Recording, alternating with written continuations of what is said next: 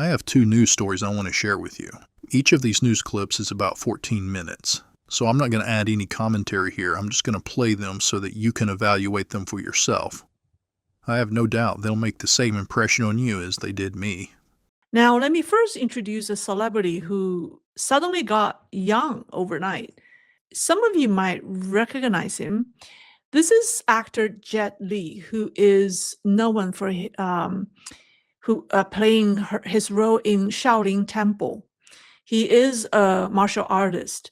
So last summer, Kung Fu master actor Jet Li posted photos from his hospital bed. He joked that his hardware was broken and that he was sent in to the hospital for repairs. But then by October this year, he looked like a completely different person, younger, healthier, almost reborn. So people began whispering, did he get his organs replaced? He denied it, even showing his bare torso to prove that he had no surgical incisions. But people weren't convinced because overnight he was jumping around like a kid. Now, not just Jet Li, there were two other actors, Sammo Hung, I believe from Hong Kong, and then a former news anchor, Ni Ping. Miss Ni was seen publicly as an old lady who couldn't even walk on her own. She needed help from her assistant, but now she appears rejuvenated and was climbing a mountain in Beijing. And these celebrities all showed the same sudden reverse aging, and it was so dramatic that people couldn't stop talking. Just as Chinese social media was drowning in conspiracy theories, a bombshell dropped. A series of videos promoting anti-aging services for the rich and famous went viral. Now enter Yu Wenlong, the woman standing at the center of the storm. She's a self-made billionaire in the medical aesthetics business, meaning cosmetic surgery.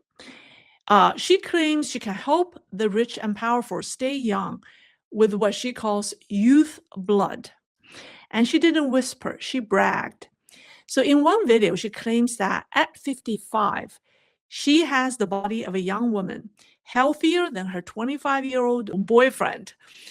And her boyfriend even held up her hand to the camera, saying her skin was as soft as a 20-year-old. Okay, so here's this woman's picture over the years. She posted on her website, I think starting from the top left corner all the way to the lower right corner. I think that the first one, I think when she was, 31 years old, I can't really tell the age, but it was in the early 30s, all the way to when she was 47 years old. I think she looked better in that black and white photo. At least she looked like a real woman, a natural woman. So she said in a longer video, there was another video that went viral on the internet. It was 7 minutes long, so I couldn't show you the entire video, but she said in that video, said, I'm 55 and still have my period. I can extend menstruation to age 80. That's our black tech. I change my blood every month. Each session costs 1.5 to 20 million. She even claims that some women became pregnant in their 60s. Here's how the young blood works, according to her. So she explained the technology like this. She said, we extract micro vesicles and young functional proteins from young men under 21. And she insists that each donor produces only a tiny amount, and you need the combined materials from many young men to treat a single client. So her so-called blood replacement therapy is not drawing blood and using it directly. She says the blood must be extracted and processed, meaning this process requires massive pools of young blood donors.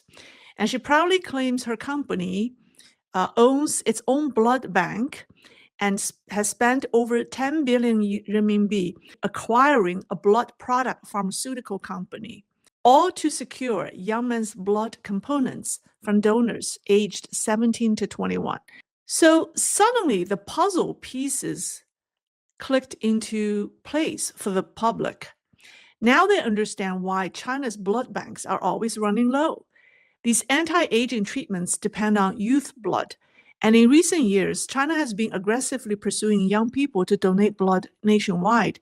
Examples: college and high school students forced to donate or risk not receiving diplomas, parents of elementary school students told to donate blood or their children won't get good report cards, and local governments launching huge voluntary donation campaigns across the country.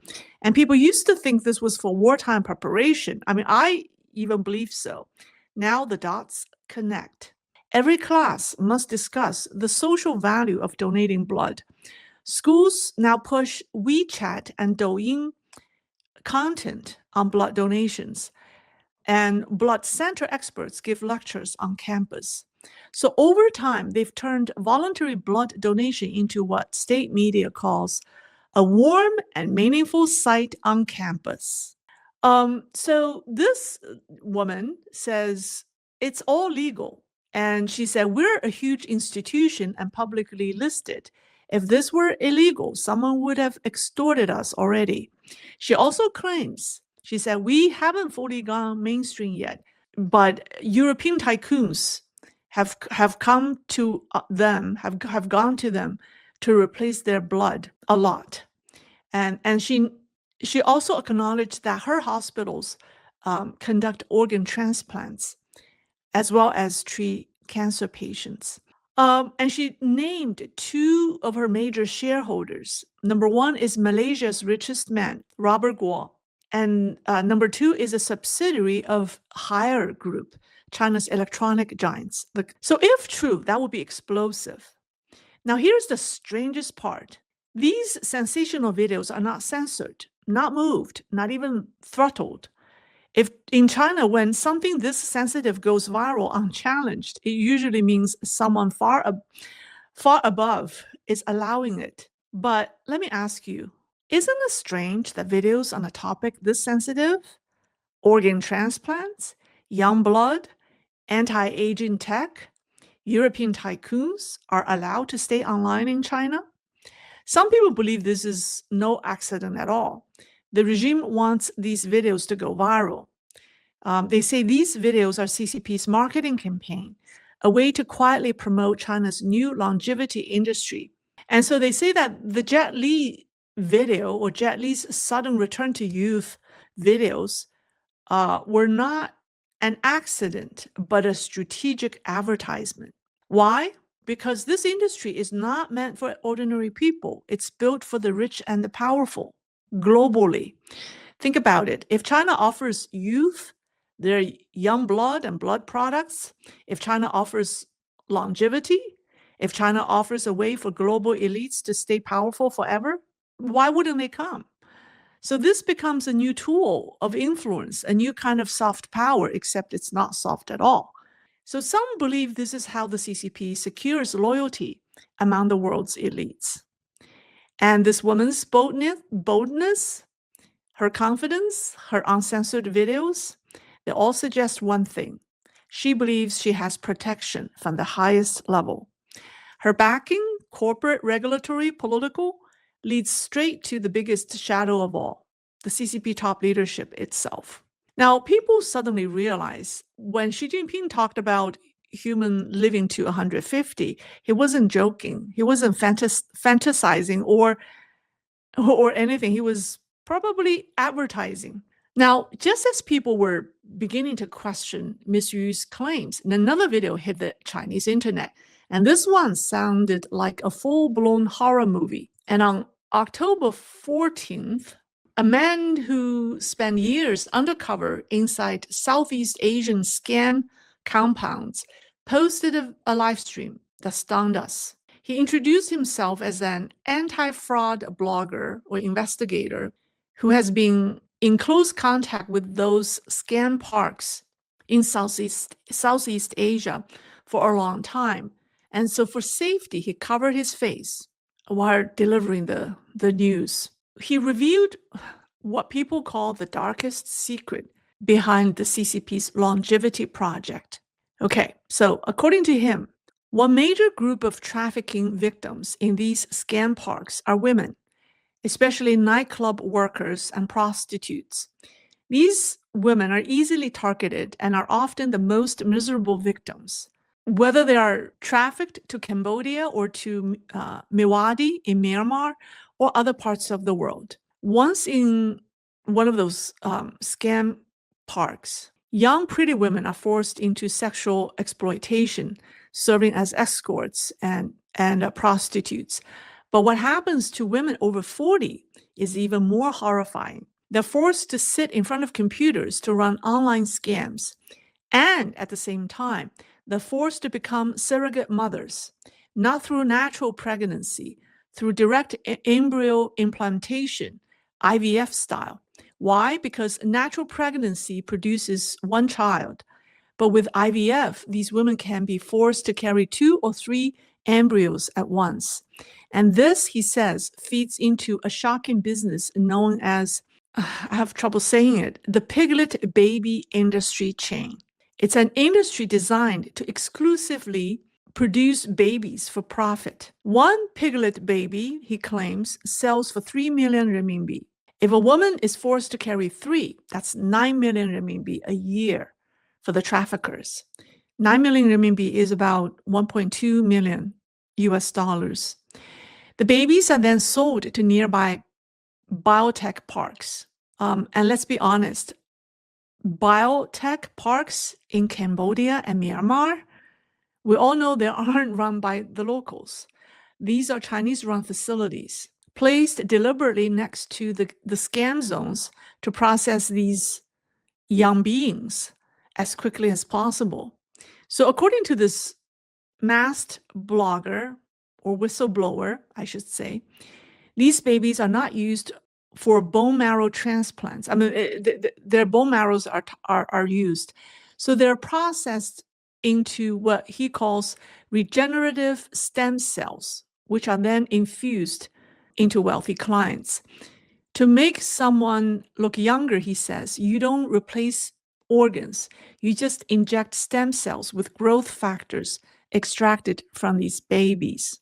So what happened is medical people drill into the baby's spines, extract bone marrow, and cultivate blood-forming young stem cells, which contain the highest level of growth factors. And babies produce the most potent blood-forming stem cells or stem cells. And once sold, these babies are kept in a room, not crawling on the floor, but placed in glass boxes like lab mice. Only during cleaning are they taken out to crawl for a moment. And then comes the profit. So they draw bone marrows from these babies every 6 months. 1 tube of bone marrow yields 3 tubes of regenerative stem cells. Each tube sells for 5 million renminbi. So that means 1 tube of bone marrow generates 15 million renminbi. And that's about 2 million US dollars every 6 months. And they said that only celebrities and business tycoons can afford it. He says, no, most people have no idea that this scam exists. And he swears that what he described is only a tiny part of what actually happens. So the public reaction has been pure horror. Online, Chinese netizens exploded in outrage. I mean, this video is posted outside China. This video isn't posted on the mainland Chinese social media. So people call this pure evil. Others said worse. Now, you know that these scam parks in Southeast Asia are not isolated criminal dens. They're intertwined with the Belt and Road Initiative.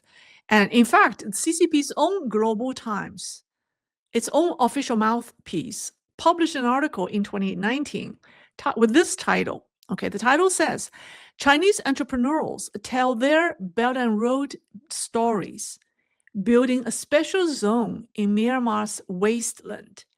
And the article openly praises KK Park, one of Mewadi's most notorious scam park. It's called the KK Park.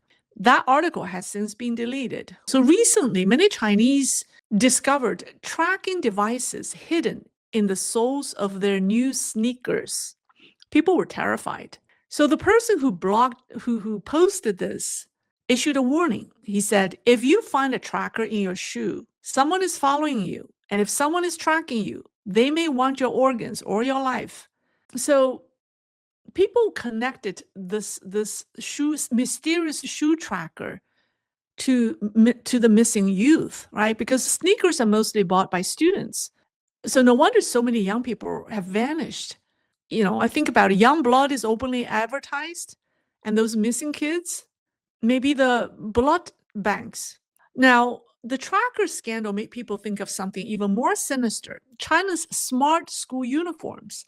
Since 2018, many primary and secondary schools in China require students to wear uniforms with RFID tracking chips sewn inside.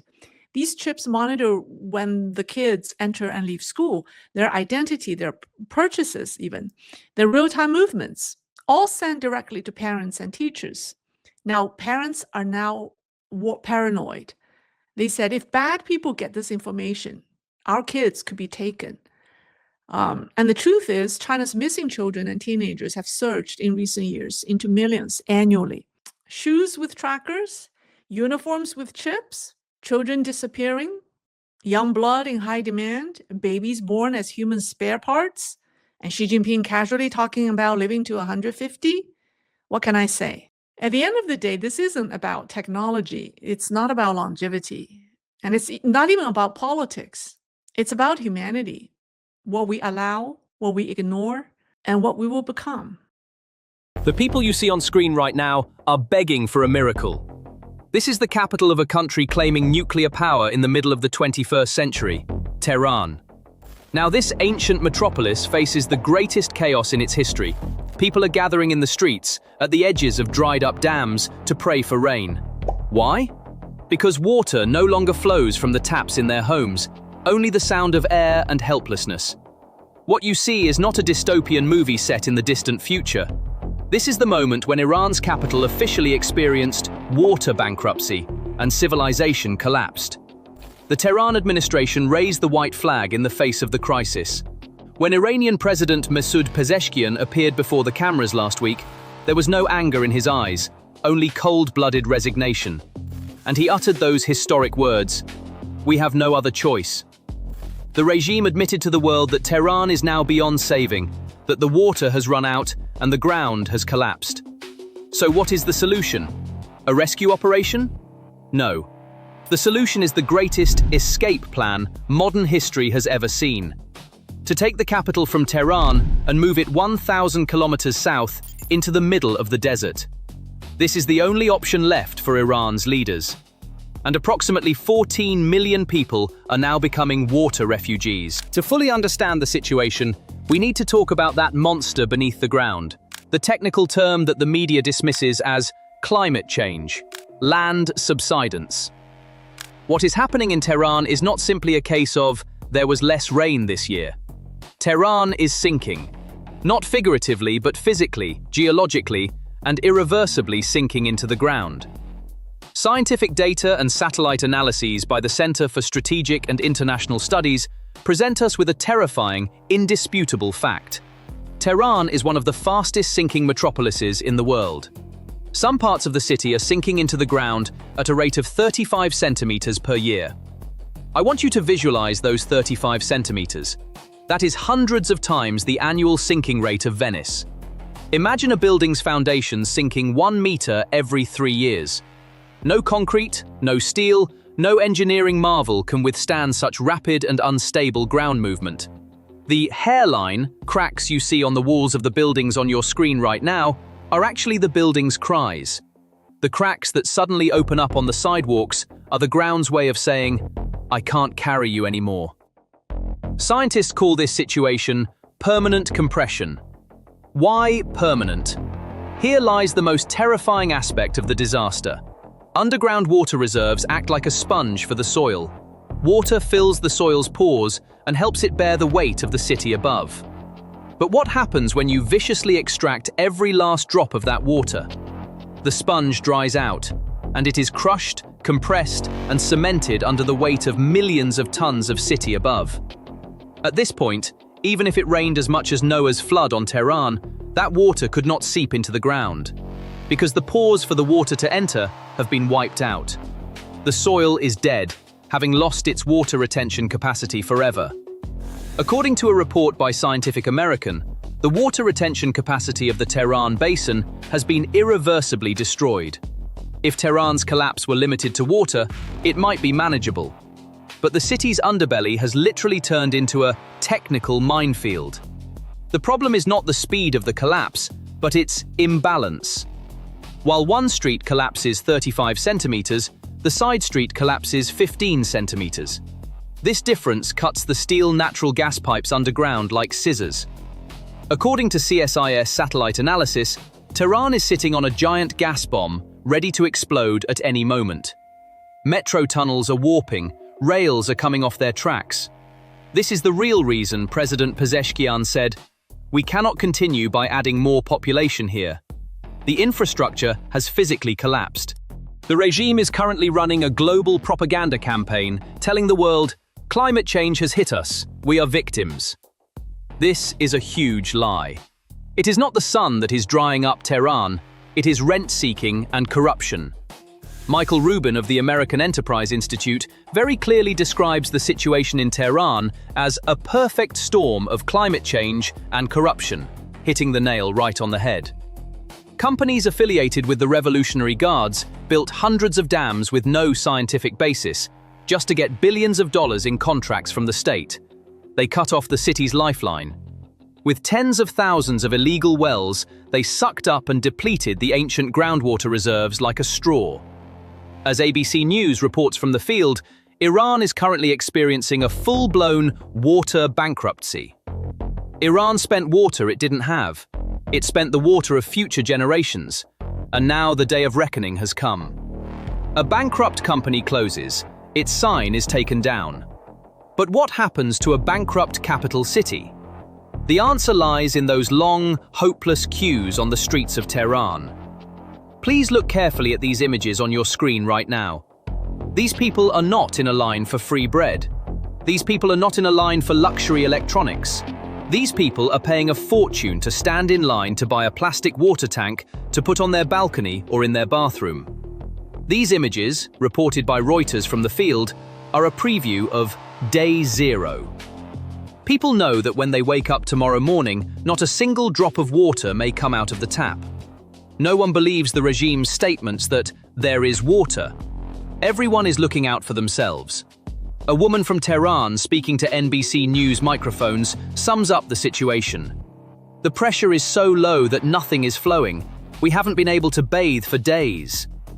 When the water runs out, the thin veneer of civilization quickly peels away. Hygiene collapses. In Tehran, sewage systems are clogging and backing up due to insufficient water flow. This means medieval diseases like cholera, typhoid, and dysentery are re-emerging among the skyscrapers of the 21st century. But the story doesn't end there. In fact, the horror movie is just beginning. When the water runs out, it's not just the taps that dry up. The law dries up too. And where the law ends, the law of the jungle begins. A new power center is quietly emerging on the streets of Tehran, the water mafia. Reports indicate that the Revolutionary Guards, IRGC, now control not only the dams, but also the water tankers entering the city. Do you know what this means? Water is no longer a public service, but a weapon. While the regime directs water only to loyal neighborhoods, government buildings, and military housing, it is preparing to discipline poor neighborhoods with high protest potential through drought. This is hydro-dictatorship. Today, in the back streets of Tehran, the black market price of a liter of clean water is 10 times the price of a liter of gasoline. A middle-class Iranian spends half their salary just to get clean water for their children. This economic pressure is rotting society from within. Neighbors are stealing water from each other. Apartment managements are keeping watch over water tanks. A culture that once said, "He who sleeps full while his neighbor is hungry is not one of us," has now turned into a survival battle where people say, "If my neighbor has water, I should have it too." Social trust has evaporated like water vapor. The only thing left is paranoia. What was the regime's response to this chaos? A scientific infrastructure reform? No. The answer was, once again, an illusion. Cloud seeding. But thirst is not the only form of death awaiting the people of Tehran. Something much more insidious, much more deadly is filling the void left by the disappearing water: poison. In the published images, we see Revolutionary Guard planes spraying chemicals into the sky in an attempt to force rain. But atmospheric physics does not obey the mullah's orders. In air with no moisture, these efforts are nothing more than an expensive and unsuccessful charade that serves only to gas the people. When the wetlands and lakes around Tehran dried up, they left behind more than just cracked earth. They left behind a toxic sediment, accumulated over decades of agricultural pesticides, heavy metals, and industrial waste. Now, every time the wind blows, this toxic sediment fills the lungs of 14 million people in the form of salt and dust storms. Doctors in Tehran speak of a mysterious cough epidemic. But it's not mysterious at all. It's the slow suffocation of a city. The city is becoming a biological dead zone. People are not just fleeing thirst, they are fleeing to avoid poisoning, to avoid suffocation. So what is this relocation to the Makran coast project they propose as a solution for escape? It is a $100 billion fantasy, an illusion. Where will a regime under sanctions, with an empty treasury, find this money? It won't. This project is not to save the people, but to build a sterile, luxurious, and secure bubble in the desert for the regime's elites, commanders, and their families. The remaining 14 million ordinary people, workers, teachers, students, they are left to their fate under the rubble of Tehran. The regime's message to the people is very clear and ruthless. We are saving ourselves. You fend for yourselves. So, what will these millions of people, discarded by the state, do? Will they wait to die in their thirsty homes? No. Human history teaches us that when the water runs out, migration begins.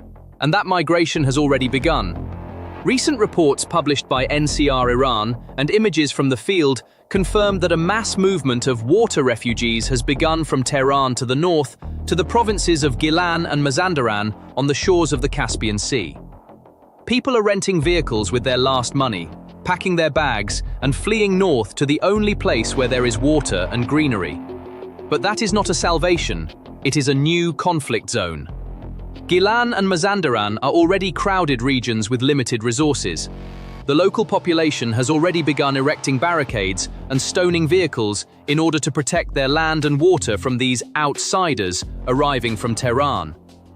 Real estate prices have skyrocketed, leaving locals homeless. Iran is being dragged into a war over resources, an internal conflict. This situation could trigger the biggest uprising in Iran in the last 10 years.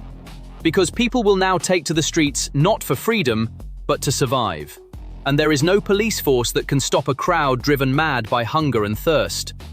But the real danger begins when Iran crosses its borders. We must understand this clearly. People do not quietly wait to die of thirst. When water stops flowing from the taps in their homes, when there is no water left in the market, people pack their bags and walk towards where there is water. So where will these 14 million people, abandoned by the state, go? To Makran? No, it doesn't exist yet. To Afghanistan? No, it's chaos. As analysts, satellite data and local sources indicate, a water refugee movement has already begun in northern Iran. People are initially flocking to the Gilan and Mazandaran regions on the Caspian Sea coast. However, these regions are small, crowded, and have limited capacity. Once they are full, this massive crowd will inevitably flow in one direction, westward. That is, Turkey. As highlighted in the Washington Post's analysis, the collapse of agriculture and water scarcity are driving this crowd across the border. As CSIS analyst Will Todman warns, when environmental factors trigger mass displacement, the consequences transcend national borders. The wave of migration coming from Tehran will not resemble previous ones. These are not Afghan shepherds. These are educated, urban, professional, middle-class masses. Doctors, engineers, teachers. In other words, white-collar climate refugees. The collapse of Tehran means a new demographic shock of millions knocking on Turkey's doors. The regime may think it has saved itself by moving the capital, but this trigger it has pulled is a bomb that will destabilize the entire region. and the timer on this bomb will reset when the last drop of water in Tehran runs out. The regime may believe it has saved itself by moving the capital, but the pin it has pulled is a bomb that will destabilize the entire region, reaching as far as Europe. And the timer on this bomb will reset when the last drop of water in Tehran runs out. Tehran's dried-up fountains herald not only the end of water, but the end of an era. The 1979 revolution came with the promise of being the voice of the oppressed. In 2025, it was buried in a cruel silence that condemned its own people to thirst. The regime's Move the Capital project is actually an attempt by a state to carry its own coffin. But no one will attend that funeral, because everyone is fleeing. Nature has imposed the harshest sanction on the Iranian regime. It has taken away the right to life. The range of missiles and the rate of uranium enrichment no longer matter. You can rule a people through fear. You can rule a people through poverty. But you cannot rule a people through thirst. Tehran has fallen.